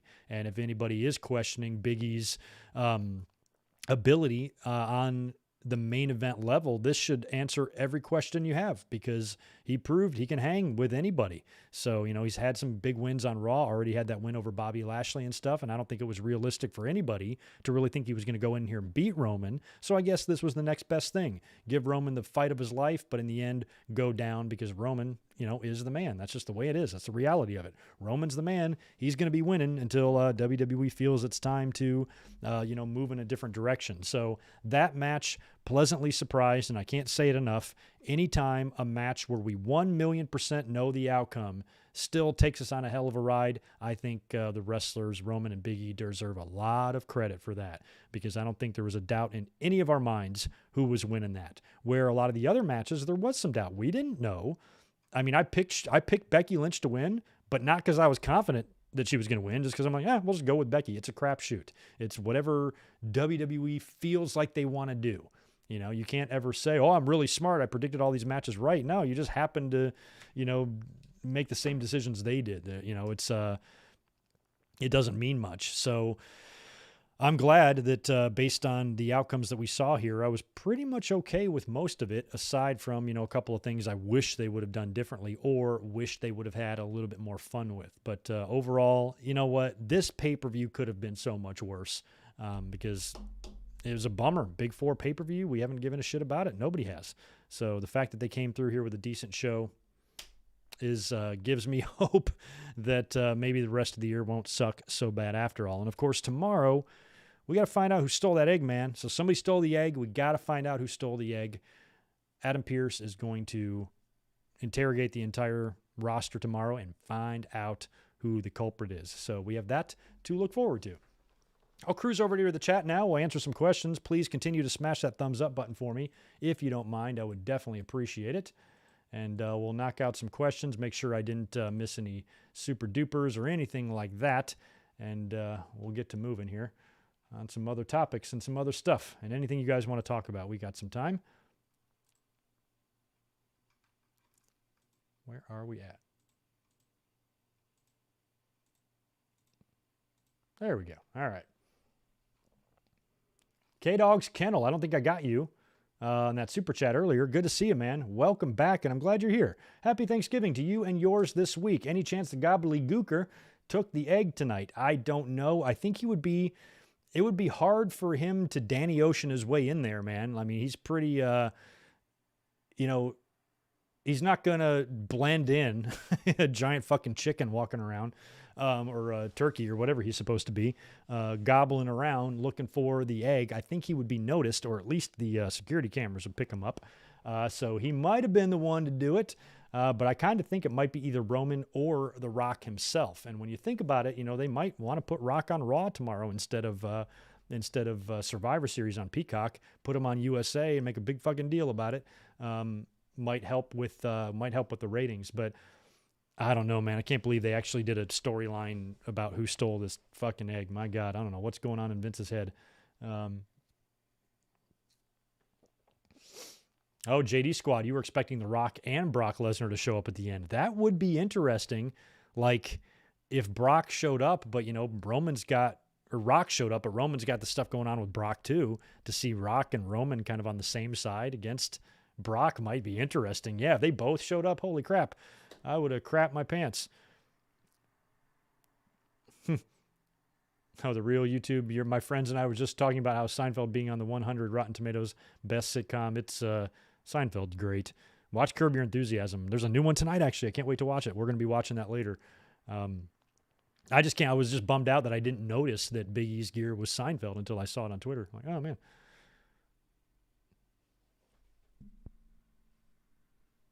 Why did Roman need to go over? Because he's the champ, man. Big E needed it more. You can't apply that logic. That's not the way it works when you got one guy on top. Sometimes you have a champion. All companies have a champion. When Hogan was facing Mr. Wonderful Paul Orndorff in 86, nobody was saying Orndorff needed that win more. No, nobody's saying that. Champion wins. He's their top guy, period. Losing to Big E here would be great for Big E, yes, and I certainly wouldn't shed any tears about that, but think about what a waste that would have been, to have Roman suffer that first loss in this kind of environment. I guess in a way it would have kept the belt on him, but it would make his loss when he does drop the title a lot less meaningful if he already dropped one previously. So I'm okay with the way it went. I think Roman needs to remain completely invincible until he drops that belt. If he already has a hiccup and he's already pinned before he drops the belt, it's less special. So I'm not against Big E winning, but in this situation, he's the man. He has to win. And all of his matches right now are predictable, but not in a bad way. It was a bad way before when Roman was the, John Cena 2.0 superhero babyface with corny promos and cheesy lines. This is a completely different thing. If you're going to have a guy win all the time, at least give me this version of Roman Reigns than the riot gear vest wearing Roman Reigns with the shitty promos. Give me this any day of the week. I'll take it. Yeah, I would love to think we'll get a Rock Roman match down the road, but man, time's kind of running out. Rock ain't young anymore either, No, Barry, I didn't see any Triple H rumors. We talked a little bit about him on Friday. I think he's been spotted around the new headquarters and stuff, but why? What's the rumor on him? He's going to fucking AEW or something? Or it could be Triple H who stole the egg. That's still a weird thing. If Triple H wants revenge for Vince McMahon destroying NXT, I don't think stealing that damn egg is the right way to go about it. I'd do something else. Oh, that he's starting his own company. That would be awesome. A lot of, and the thing is about Triple H too, there's a lot of talent that would love to work for him, probably equally as much as Tony Khan. But, I don't know if that's really going to work though, Barry. I mean, Triple H is still going to always be forever tied to WWE. Even if he leaves the company completely, you're still married to Vince McMahon's daughter. I mean, how would you be able, he would have to divorce Stephanie and just be completely on his own, because it would just be too much WWE, but at least Triple H would be fully in charge if it was his own company and his own money and Vince couldn't fucking touch it. Then yeah, I'd be cool with that. I just don't know if that's what wrestling really needs. I think we all feel for Triple H because he did an excellent job in NXT. He's proven that Triple H knows how to run a super indie fed. He can do it. So, I think if you put him in charge of AEW, he'd be a great guy to have there. Tony Khan should bring him in, as their top executive to work side by side with Tony, because as much as we all like Tony Khan, he doesn't have any wrestling booking experience. He's doing really good right now. And I think a lot of the decisions he's making are good ones, but not every decision he's making are good ones. And if he had more, of somebody there with him with equal power that has a lot of wrestling knowledge, that might help. But then again, you're also, as much as we all respect Triple H, he's a WWE guy and he's got a WWE mentality. And I don't know if you want to, inject that into AEW. So starting his own promotion, we'll see. We did talk about that on Friday too. I said, I actually think based on how unrecognizable WWE's product is and the fact that they actually don't even want to try to go out and scout talent anymore and bid for them and try to get them in. They just want to grow them in their factory. To me, they are about as far away from professional wrestling as they have ever been. So I think professional wrestling needs two companies, AEW and a competitor, because now it doesn't seem like WWE is making any real effort to keep a lot of these guys. Now when it comes to, anybody from Japan or the Kevin Owenses of the world, that are out there now, I think WWE doesn't even want to look at them. If there was a Kevin Owens right now available, I don't think WWE would sign him. They'd probably just go to AEW or something. I don't think WWE even wants to try to compete because they don't want to look bad and they don't want to even admit when they lose. So they just give up. They just forfeit the game. You know what? We're not even going to try to get in a bidding war over certain wrestlers with AEW because then when they choose AEW, it makes us look bad. So fuck it. We're just going to grow our own in our goddamn farm. Is just ridiculous, and it's not going to end well for WWE with this philosophy.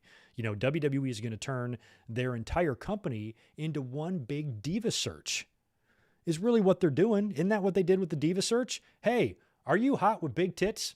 Come on over to us. And if we like you enough, we're just going to stick you in a ring and teach you how to wrestle. As long as you can go through the motions, that's all we care about. And that's how you get the Kellys of the world and the Candice Michelles. And I know some people like Kelly and Candice Michelle, but they couldn't wrestle at all. And women like that was just constantly coming into the company. I feel like that's what they're going to turn the men's and women's division into now, is they're going to just have this casting call. All right, turn around. Oh, yeah, you got good shoulders. I like your legs. And okay, yeah, we'll give you a shot. Go on, get in the ring and fucking do an arm drag. It's like that now with them. They're fucking Disney. They're Marvel. They're the Ice Capades. It's not about honing your craft, getting better, finding seasoned pros and veterans to go out there and have great matches. That's not what WWE wants to do anymore. They don't even care about that. So now it's going to be a bunch of Braun breakers and stuff is all we're going to see, which can be entertaining. But from a professional wrestling fan's perspective who likes to see good, fun, action-packed in-ring work, we ain't going to get that. With this current, business philosophy of WWE. So I did say just a couple of days ago that I think we could actually support another pro wrestling company with a lot of money behind it, like a Mark Cuban. The problem is Triple H, he doesn't have Tony Khan money. The only people out there that are going to have Tony Khan money are people who own sports teams or, Elon Musk or something like that. So you have to have somebody like that is just willing to spend whatever it takes to make the company huge. I don't know if Triple H has that kind of capital or not, and if he does, he's gonna have to put his entire life into it. I don't know his net worth, but it ain't $1 billion, I'll tell you that. So I don't know. But one thing we do know is that Triple H has got a good mind for the business, and now that NXT has completely shit the bed, I worry that Triple H isn't being properly used in the company. I know he's recovering from the cardiac stuff now, but if he's back 100%, and he's back in an executive role, I think Triple H should be put in charge of Raw or SmackDown or both.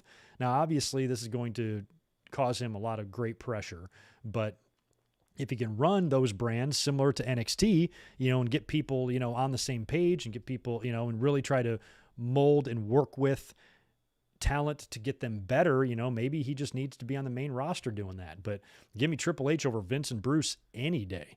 I don't know, but I feel for him. Are they wasting Triple H's legacy? I don't think so. I think WWE's been very kind to Triple H's legacy, his in-ring legacy. The dude's won 10,000 titles. As far as what they're doing to him now, I don't know. I mean, Triple H, yeah, what you do in your professional life is still part of your legacy. But in terms of what Triple H means to the WWE, I think he's always going to mean a lot to them unless he actually does have a falling out and leave. I mean, Shane McMahon left for 10 years or something like that. Shane was gone for a long time before he turned back up. So I think maybe not 10 years, 6 or 7, something like that. So, with Triple H, I don't know. I just think based on his tracker record, what he gave us in NXT, I want more of that. So if Triple H was the reason behind that, then keep him around so he can at least have some input on stuff, because Triple H is a smart dude. You know, he's a student of the game. He really is. It's not just a nickname. He really legitimately is that. You think about where Triple H came from. He's well educated, came from a good home, you know, with a mother and father, and he had rules, and he never drank and did drugs in his life. He might have done something else that involved a needle, but, you know, he wasn't really known to party or be a shithead or get arrested or any of that other stuff, you know, that's so much of the talent. He's never fucked a radio personality's wife on camera. He's never done anything crazy. You know, Triple H is actually a smart dude, you know, who you would think one would want in an executive capacity. But they've just wasted everything he created down there. All that work. WWE is regular milk and AEW is chocolate milk. I don't know if I would agree with that, Brian or Alex Bryant, for one reason. I hate milk, regular or flavored. I don't want it anywhere near me. I don't want it in the same house as me. If possible. So I wouldn't consider AEW chocolate milk because I hate chocolate milk, but I like AEW. Maybe WWE is regular milk because I hate milk, and AEW is a brownie sundae. Warm brownie, a little vanilla gelato, chocolate. That's AEW to me. Yeah, and WWE is milk. Big glass of warm, expired, curdled milk sitting out in your backyard for a month. That's what WWE is to me. Yeah, Wilson, you were at Survivor Series. Welcome back. You were disappointed. A lot of people were disappointed Rock or Brock didn't show up, and I thought so too, because when you noticed the end of the main event, nobody left. Roman was celebrating and walking through the crowd. Nobody was going anywhere. And I was at SummerSlam this year, and we were just about to start walking up. I even said, I'm like, you ready to go? And right as we started walking, you hear Brock Lesnar's music hit, and it turned right around like, oh shit. So I thought maybe even with Roman and Heyman walking down the aisle the way they were, I was like, we could still hear, if you smell, it could still happen. It could still happen. And it didn't happen. I checked on Twitter, a lot of people laughing their ass off. Part of me kind of is too. I'm not disappointed The Rock didn't show up. I just think it's funny how much WWE leaned into this and made it seem like he was going to be there with the movie promotion and the egg shit. And, yes, it was his 25th anniversary, but they just talked about him all night. Several different video clips of him winning the title in 98 and debuting in 96. And then they had, of course, the entire Battle Royal, sponsored by Pizza Hut, to commemorate The Rock's anniversary. And he still ghosted him. I love The Rock. Dwayne, you are exquisite. But we'll see. I wouldn't rule out tomorrow night either. So, okay, that's a better analogy, Alex. I'm a little more comfortable with WWE being a well done sirloin, and AEW is wall to wall medium rare ribeye. Sirloin sucks. I will say this though: if I am going to eat a sirloin, I want it well done, because that's not a good cut of beef to do rare. It's chewy, and sirloin is not a good cut of meat, where a ribeye is well marbled. A filet, of course, is going to be super tender, and a New York strip will be really nice as well. New York's ribeyes or fillets, medium rare all day. But if you give me a sirloin, a tri-tip, short ribs, anything like that, you got to cook the fuck out of it and sauce it up. Otherwise, I don't know how good it's going to be. The Pizza Hut Battle Royal. Exactly, JD Squad. That's exactly what it was. The Pizza Hut Battle Royal, man. Ugh.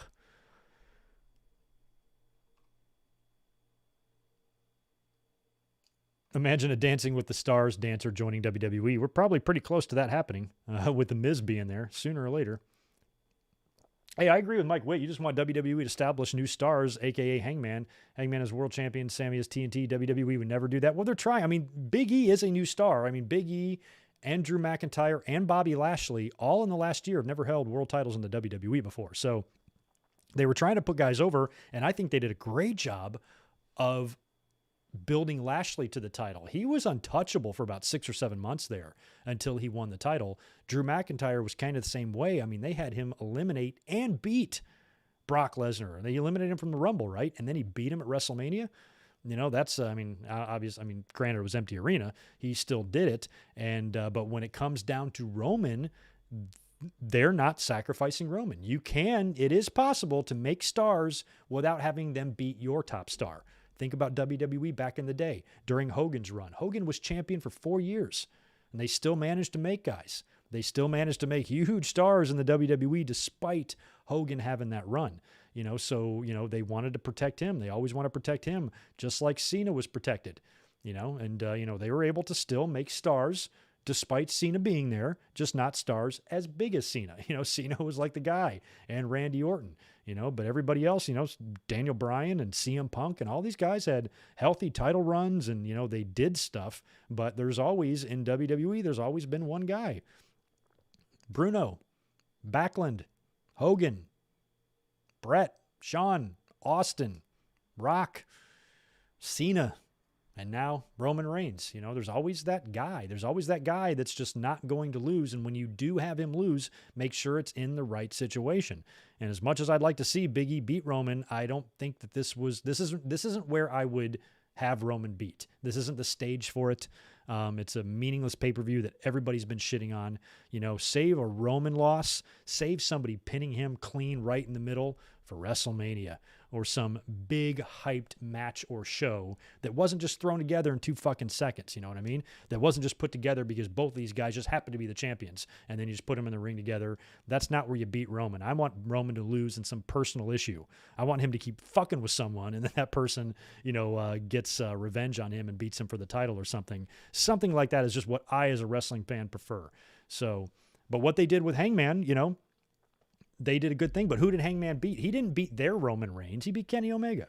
If AEW had a Roman Reigns, Hangman would not have beaten him. He would have beaten whoever their other champion is. If AEW had 2 champions, he'd go beat someone else. He'd beat Kenny Omega, but not Roman Reigns. So I think there are ways to do it. And I think Hangman and Big E, honestly, are kind of on an equal playing field, at least right now. I'm really curious at the end of Big E and Hangman's run, who the fans are going to consider had the better run. Right now, I think Hangman's in the lead, even though he's at the title for a very short time. But again, I think, and that's not going to be by any fault of Big E. I think Big E is going to be in the ring just as impressive as Hangman Page. But in terms of how each guy's booked, I think AEW is going to do a better job with Hangman as champion because he's their only champion. Where in WWE, Big E is one of 2 of their champions, and we all know where their focus goes. It's on Roman. So I think it's like, as it is with a lot of cases, it's going to be all on Big E. He's not going to be able to count on any help from the company he works for. He's not going to be able to count on the company putting him in situations or moments or segments or writing shit for him that's really any good. He's going to have to just go out there and get it done in the ring, and show people that he can be an intense, credible, scary, and very, very strong world champion. So they just got to do that, but sometimes they paint themselves into a corner. They book themselves into a corner all the time. They do this in Hell in the Cells, and they do this at Survivor Series all the time. We're like, well, shit, somebody's got to win. What do we do? Kind of thing.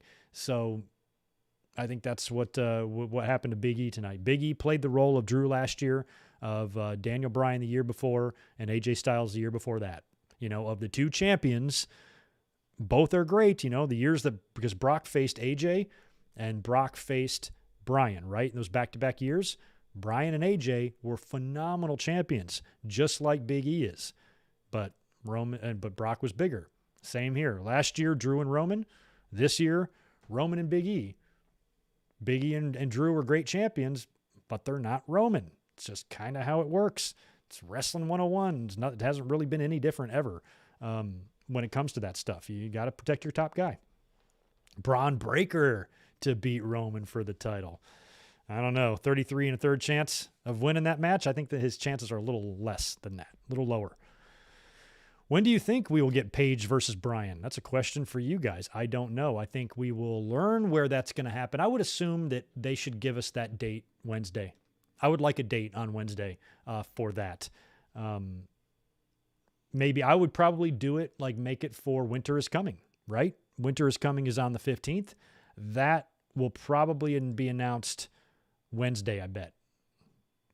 Adam Page, Danielson, Winter is Coming. And like I said, all along, I think that Page should beat Danielson clean, because that's what Mike was talking about. He feels that Big E should beat Roman here because that would be just a star-launching victory for him, and it would be in a lot of ways. But again, I don't think that's really the stage. With Bryan Danielson, think about where he is in his career compared to Roman. Danielson is in the stage of his career where he wants to work with guys, wrestle hard, and and really help get guys over. And a clean victory over a guy that is a multi-time WWE champion and main evented WrestleMania this very same year and is considered by many to be the best wrestler in the world.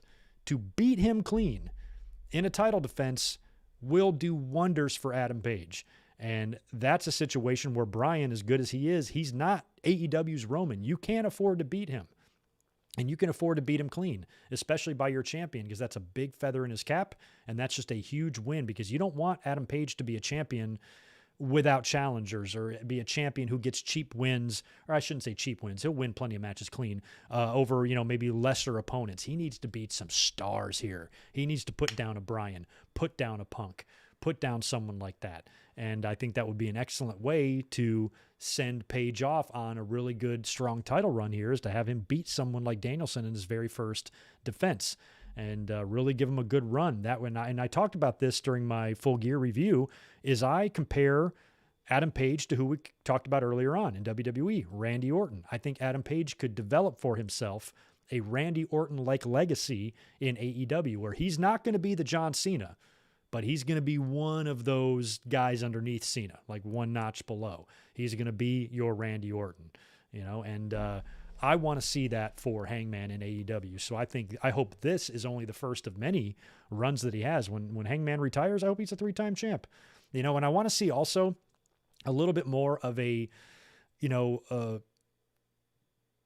older WWE, I shouldn't say WWE. Basically, I want to see title reigns in AEW that resemble more of how they were 20 to 25 years ago. I don't need 6 world title changes in a year like we get in WWE. How many have we gotten this year? 1, 2, 3, 4, I think. Miz beat Drew. Lashley beat Miz. Then Biggie beat Lashley or something. So 3, I guess. So we got 3 on the Raw brand, right away this year. So I don't want to see that. I'd rather see, some runs where you only have 1 or 2 guys holding the belt in a year's time. Like you saw more in like 93, 94, 95, 96, 97 WWE and WCW years, something like that. And it is a lot easier when you only have one champion to worry about. So I'm hoping that Page goes until maybe Revolution or something, or maybe you even stretch it to Double or Nothing and have MJF beat him or something. And then MJF can face Punk or whatever and drop the belt. I don't know. But Hangman's got to have a good run. I hope so. Damian Batchelor, thanks, man, for the $5. Favorite Curb episode? You know what, man? I'd have to really think about that, because I just binge watched the hell out of all of them. So back in the day, I watched it the year it started, like back in 2000, 20 years ago. But I only made it up until like season 4 or something. It was when they brought in the Katrina family. It's when they brought in the Blacks, Leon and Vivica A. Fox and all that in the family. And right around that time was when, for some reason, I just stopped watching it and I never picked it back up. Well, not even, I'd say 2 months ago max, maybe 3, not even. I had mentioned to my girlfriend, she said, we should start watching Curb Your Enthusiasms. And it's been so long since I've seen those old episodes. We basically just started right from the beginning. And I thought that I was so far behind in Curb Your Enthusiasm that I would never catch up. But they had like a 6-year gap and then like a 2-year gap at some point. So they've only had 11 seasons despite being on TV for 22 years or whatever it is. So we knocked them out so fast. We knocked them out to where before I got to last week's new episode, we were caught up. So the one that's on tonight is actually, I'm going to be current. So the problem, though, to answer your question, is that I watched so many at once that I can't, it's not like Seinfeld where I've seen the episode so many times that I can immediately point to a favorite of mine. I wouldn't even know where to begin with some of these. I think in the newer episodes, the last one was really funny with the Mary Ferguson and the watermelon and all that stuff. And them going, I think it was Netflix this time. He's trying to pitch that Young Larry show, or maybe that Hulu this time. I thought that one was really funny, but my absolute favorite, you guys might have to toss out some, suggestions and I'll let you know if I agree with it, but I can't remember them. I got to watch them all again. I mean, Larry David, every episode he's getting kicked out of somebody's house. Susie's yelling at him, and he gets hot chicks too. There's something to be said about that, about number one, a sense of humor. And he's got this like effortless confidence to him. He's an ugly son of a bitch, but he gets girls because he's confident and he's funny. Women love the sense of humor. Hey, Mixed Partial Farts. How you doing, man? Good to see you. wrestle Austin. You want Paige to hold the title for a long time? I mean, we all would, but you got to be realistic, and it's a fast moving business. AEW's got 2 shows a week. They're not quite on WWE's level in terms of how many hours of content they give us, but they got a lot. And the business just moves quicker. I don't think AEW's, though, the reason I cited like late 90s level title runs is because that's about as fast as I feel that AEW's moving. They're not like now where WWE's got 3 hours of Raw and 2 hours of SmackDown and all this. They seem a little bit more closer to what WWE and WCW were doing in the mid to late 90s and stuff. So I'm cool with 6-month runs and stuff. That's fine. I just don't want to see what we started seeing around like 99 and maybe like 96 in WCW, where Savage won the belt, and then the next week on Nitro, Flair won the belt, and then the next week on Nitro, Savage won the belt, and they passed it back like 2 times within a 14-day span. Same thing in WWE. Mankind beats The Rock on Raw, which was great, but then The Rock won the belt at the Royal Rumble back, only to lose it back in the empty arena. I'm like, why even do that? And then they did the ladder match in the February pay-per-view where The Rock regained the title to go into Mania to face Austin. I'm like, you could have just cut out one of those title defenses. You could have had Mankind win the title at the Royal Rumble, Mankind win the title on Raw, retain in the Royal Rumble, and then don't even do the empty arena match, or maybe do it but don't put the title on the line, and then have The Rock win the title back in the ladder match. But they had an extra title change in there that they didn't need, and that's what I don't want to see AEW do. I don't want to see them get carried away with this thing. Develop your legacies. It's a young title. You want this thing to have a good legacy and lineage attached to it, and you don't need any one-day title runs or forfeits or David Arquette victories stuck in the middle there. I think you need to treat it important at first and develop that legacy. And so far, what's either 4th champion, Jericho, Mox, and Omega and Page, that ain't too bad, and we'll have a lot of guys holding that belt in the future. But I think how they treat the title, in order to keep its value up, is very important, because, back in the day, that was a real thing. Fans did talk about and debate, and it was even discussed in magazines between the 2 companies, which belt was the more prestigious. And when WCW was winning in the ratings and they were beating the shit out of WWE, people still considered the WWE Championship the more prestigious title. When it was around the waist of Bret Hart or The Undertaker, fans considered that match or that title to be a much more valuable title than the spray-painted, broken, big gold belt or big silver belt that WCW had that looked like shit, that was on one of the worst in-ring wrestlers in the entire world. He's holding it for 400-something days. A lot of people felt like the WCW title was a joke, even though WCW was crushing them in the ratings. The interest was more on WCW's side. They had the bigger names, but the wrestling fans appreciated the importance and the value of the WWE title. Even after the screw job, which was kind of bizarre, the WWE title still seemed like the title, in all of wrestling, regardless of what the ratings were doing or whatnot. And I feel like AEW needs to be careful and treat their title with as much value and respect as possible, because maybe they can get themselves to that point where, WWE's doing the bigger numbers and the bigger figures, but our championship is the one that's respected the most out of, the entire wrestling landscape. That's what they should try to do. So, having strong champions, who don't have silly title reigns and you don't do stupid shit. I think that's all really crucial to building the legacy of the AEW title. And so far, I think they're off to a good start. So we will see.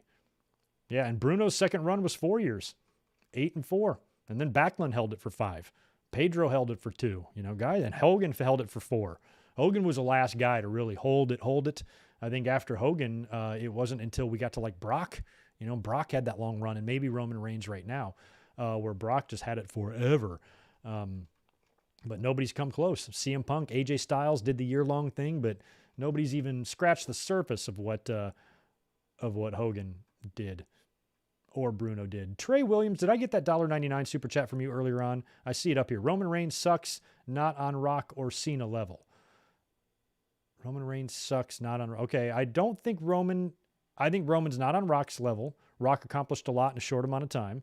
In terms of In the ring, Roman Reigns is every bit as good as The Rock, if not better. He's better trained. He's had more experience than The Rock. He has. Rock only wrestled. Rock's run in the WWE was from 96 to 2002. 6 years. Roman's already eclipsed that. Roman's going into, his 10th? And he's been wrestling full-time that whole time, working with a lot of different opponents and a lot of different variety of opponents than Rock ever did. In terms of their star power, obviously, he's not The Rock. And some people would argue he's not John Cena either, although I think Roman's getting there with this persona and the head of the table and stuff. So I agree halfway. He's not Rock or Cena, but saying that Roman sucks is just incorrect. Incorrect. You are.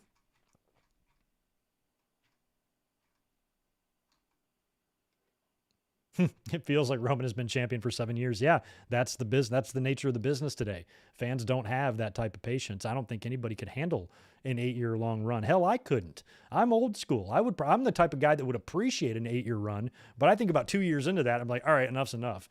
But it's a lot easier when you have 15 fucking championships. WWE in their company has 4, count them, world champions. That ain't fair. One of those can run for 8 years. Why not? I mean, hell, back then, Bruno could probably even afford to get injured and still not have to forfeit the title because, he was usually defending the title only monthly or semi-monthly. Those garden shows and shit. So, yeah.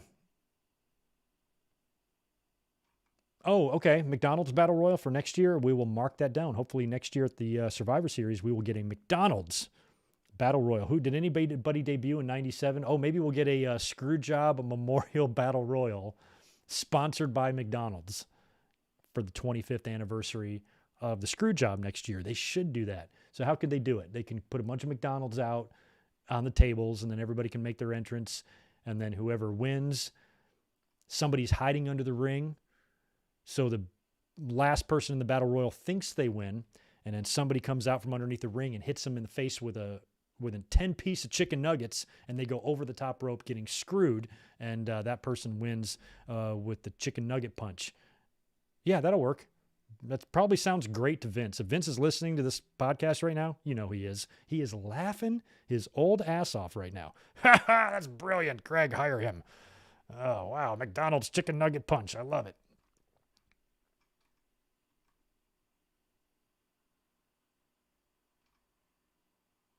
Two years is your threshold. I think that's everybody's threshold. I think you're right.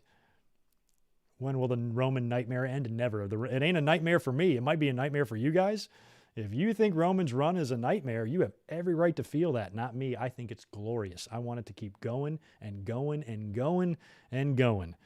And when is the next Olympics? Let's have him drop the belt then. That's what I'm into. Summer Olympics, I should say. Next time we face those other countries in basketball, maybe we can talk about him dropping it, but the longer the better for me. I just appreciate stuff like that. I've been watching wrestling for 40 years. What the fuck do I care if somebody has a shorter, title run? Like, I don't get tired of things because I can't. I'm already as tired of wrestling as I can ever possibly be. So it doesn't going to hurt me and bother me if Roman Reigns holds the title forever because wrestling has got so many worse problems. Roman Reigns having a long title run is like the least of WWE's problems with the fans right now. It's actually one of the best things they have going. So, I mean, if the Roman run is something that bothers you, I'm really surprised that bothers you more than so much other dumb shit that we see in WWE with their silly storylines and their meaningless matches and their dumb promos, releasing wrestlers left and right. At least the Roman stuff has substance. At least the Roman stuff, WWE gives the appearance, the illusion that they actually care. And, to me, that's one of the only good things they have going on. So, yeah, Bret Hart could hide under the ring. Hopefully he won't be too old. Crawl his old ass out there. Chicken nugget punch. Maybe a nugget punch in honor of his brother. Right to whoever thinks they won the Battle Royal. And Bret Hart wins the Screwjob commemorative Battle Royal and eats chicken nuggets after the match. That all sounds lovely. Yeah, I hope Roman keeps the title too, Barry. Someone will beat him. Brock will beat him, or maybe somebody other than Brock. I'd love to see somebody get that win who needs it. Who did the, I think Undertaker did an interview recently where he kind of said, because I kind of wish it was Roman that beat me, at WrestleMania 30 and not Brock, but I don't think that would have gone over very well. Might have at least had to wait until the following year. Either way, the fans would have shit on that. But at least Roman is somebody from a star power sense who could have used that victory a lot more than Brock Lesnar. So I can kind of see the same thing for Roman now. The fact that he has this long run. Do you have Brock be the guy to end it? Or do you use this as a way to make somebody? Kind of like I'm hoping AEW, uses Bryan Danielson to really give that launching pad for Page off on his title run to be able to beat him clean right in the middle. When you can say, hey, on my very first title defense, I beat the best wrestler in the world. None of y'all can touch me. That's pretty, that's pretty valuable stuff. So I think they could do the same thing with Roman Reigns if they so choose. But anywho, we'll talk a lot more about this tomorrow. I got to get out of here. It is 1:40 in the morning. If you're listening on the East Coast, it's still a little bit early here for me in California, but I need to eat some dinner and stuff. So I want to thank you guys for being here this evening. Please do me a favor and hit that thumbs up button out the door and make sure you are subscribed if you are not already. And I will be back up here tomorrow night, immediately following Monday Night Raw, so we can all find out together who the hell stole that egg.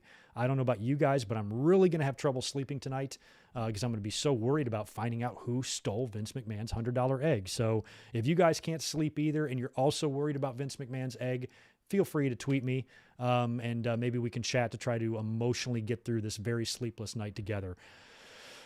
Wish us luck. Anyway, you guys take care. Thanks for being here, and I'll catch you tomorrow night.